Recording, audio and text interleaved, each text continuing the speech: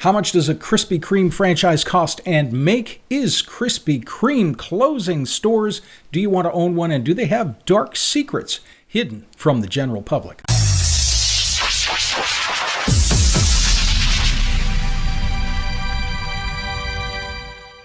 July 13th, 1937, Vernon Rudolph bought a magical yeast-raised donut recipe from a French chef who rented this building in Winston-Salem, North Carolina, and began selling Krispy Kreme donuts to local grocery stores. Now, the smell coming from the small store was so good, people would stop and ask if they could buy the donuts. So Vernon cut a hole in the outside wall of the store and started selling to customers on the sidewalk. In the 1940s and 50s, a small chain of Krispy Kreme were in operation, and each store made its own donuts, but the quality was found to be inconsistent. So Vernon built a mix plant.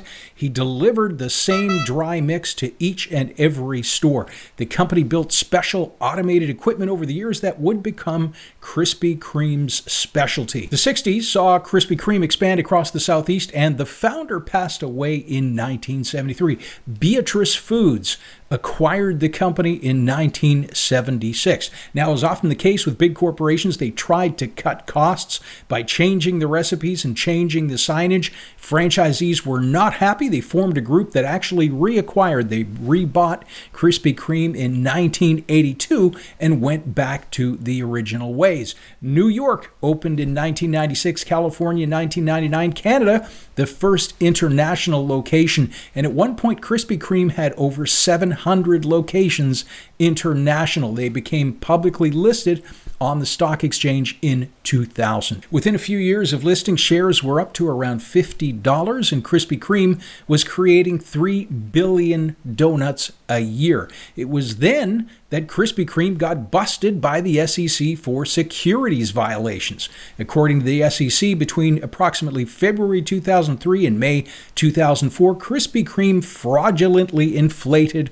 or otherwise misrepresented its earnings for the fourth quarter of its 2003 fiscal year. Krispy Kreme was actually forbidden to open any new franchise stores in the USA until they cleaned up their finances. Now, combined with the low-carb craze at the time and the ability to now buy Krispy Kreme in local grocery stores, their franchises started to close. Recently, Krispy Kreme had to pay more than $1.1 million to 516 workers after the Department of Labor found one store was violating overtime and minimum wage laws. Now, when they expanded their search, they found these violations were widespread and systemic, and they expanded the probe to all corporate and franchisee stores owned nationwide. You may also remember Krispy Kreme was sued not that long ago for not having real blueberries or real maple syrup in their donuts. That was actually settled for a very small amount. And you might remember the Krispy Kreme KKK promotion, for some reason, was pretty badly received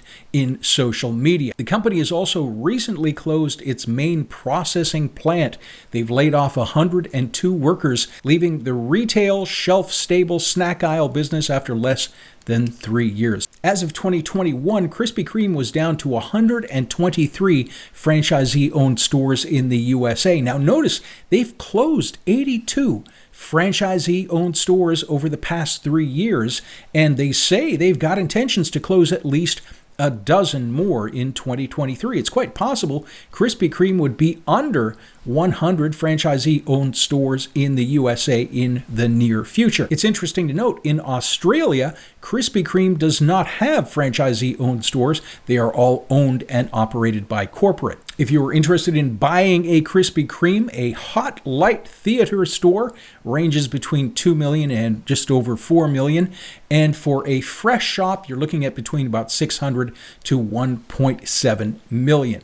Now, interestingly, Krispy Kreme does not list their average earnings in their disclosure. That's a bit of a red flag. If companies are very happy with the amount of money their franchisees are making, generally, they will list this information in their FDD. Now, the QSR 50 suggests average unit volumes are 2.7 million per store. Now, I assume this also includes corporate-owned stores and may be focusing on the Hot Light, the larger stores. It just wouldn't make any sense that they're closing stores because they're not making money if they're doing 2.7 $7 million a year. Compared to similar investments, you've got Shake Shack at average unit volumes of $3.8 million. Marco's Pizza's location just averages under $1 million. So is Krispy Kreme a good franchise investment? Well, it depends on many factors, including local demand, operator budget, many other factors. But for the same investment, just to make a note, you could theoretically buy up to 20 service-based type franchises at under $100,000 each, and some of those show $1 million per location average. That would put you at around $20 million a year in gross revenue. If you need help finding a franchise and avoiding mistakes, give us a call at Franchise City. Thanks for watching.